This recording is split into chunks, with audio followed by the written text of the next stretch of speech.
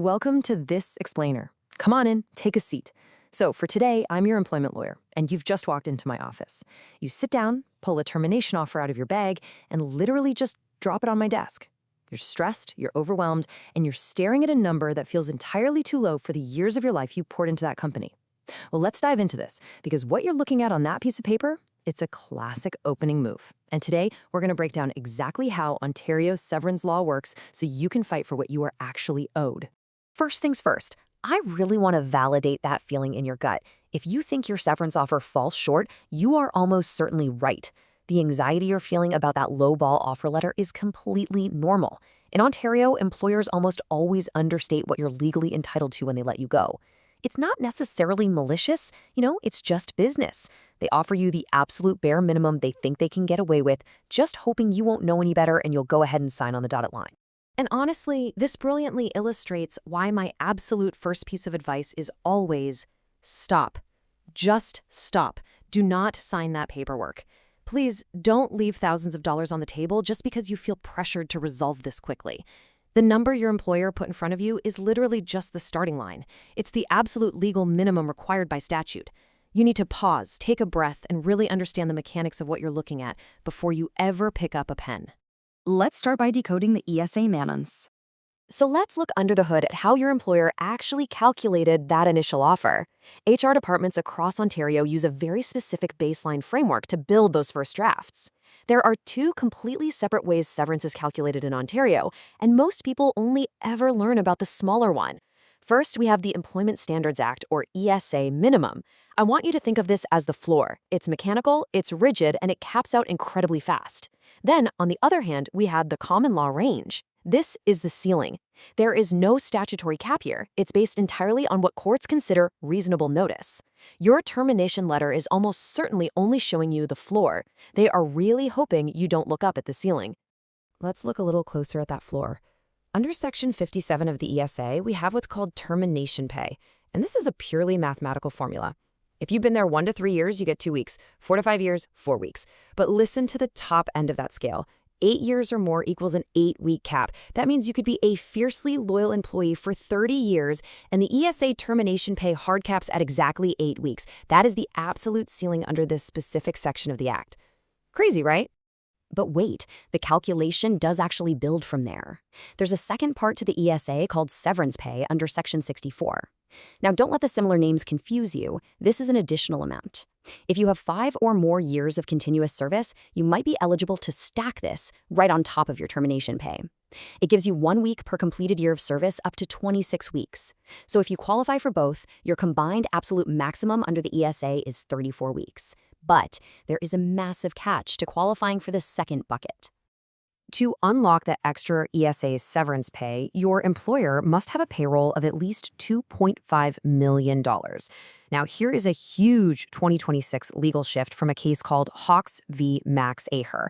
Employers used to always argue that this only applied to their Ontario payroll, but the courts clarified that this $2.5 million threshold is global. That means even if you work for a tiny 10-person Ontario subsidiary, if your parent company overseas meets that $2.5 million threshold, you qualify. So do not let them tell you they're too small to pay you this without verifying their global footprint. All right, time to talk about pushing for common law. Now that we've mapped out the bare statutory minimums, it's time to shift our strategy. We are officially done looking at the floor. We're going to start pushing for the ceiling. Common law is the calculation used by Canadian courts to determine what is actually fair. They don't use some rigid table. Instead, they use what's known as the Bardal factors. These are 4 criteria: your age, your length of service, the character of your employment, and the availability of similar employment. So here's how this works in the real world. If you're an older employee in a highly specialized executive role, the courts know it's going to take you a long time to find a comparable job. So they drastically increase the months of pay you're owed compared to, say, a 25-year-old in an entry-level position. It is highly individualized. And here is the magic number that gives you massive leverage in a negotiation: 24. While the ESA caps out in a matter of weeks, common law notice effectively caps out at 24 months.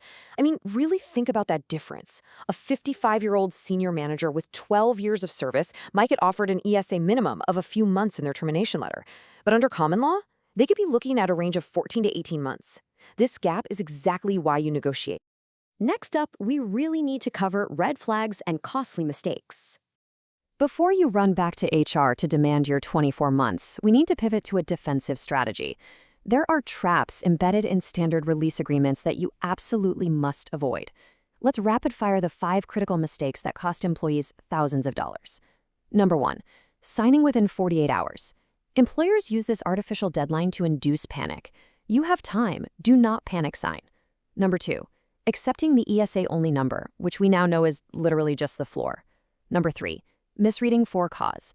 Employers sometimes try to label a standard dismissal as for cause just to avoid paying severance. Number 4, forgetting your total compensation. And number 5, going it alone against a corporate legal team. I want to circle back and really hone in on mistake number 4 for a second. True severance isn't just about your base salary. Common law notice dictates that your severance must include your full compensation package.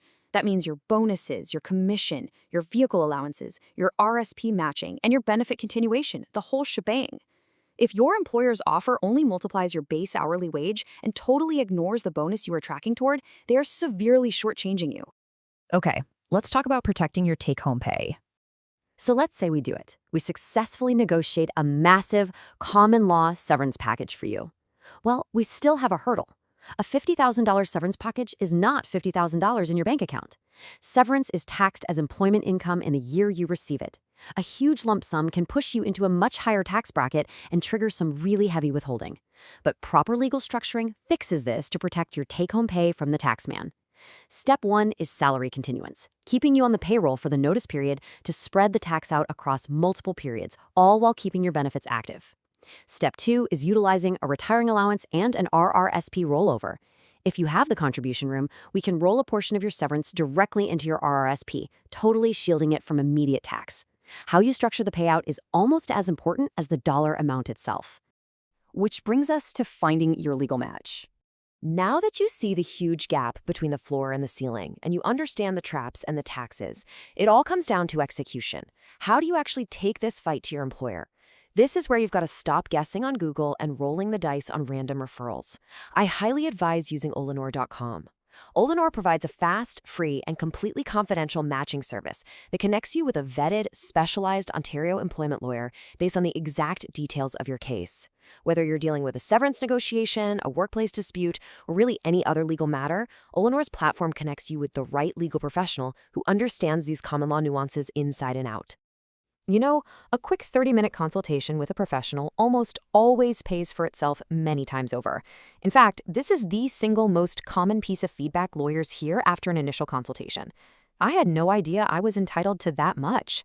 Once you realize that the mechanical ESA minimum is just a suggestion and the common law Bardal factors dictate your real worth, the entire power dynamic of your termination completely changes. So I'm going to leave you with this final thought as we wrap up this explainer. Look back down at that termination letter you dropped on my desk at the beginning. If your employer just offered you the absolute legal floor, how much are you truly leaving on the table? Don't pick up a pen, don't sign away your rights, and don't let artificial deadlines push you around.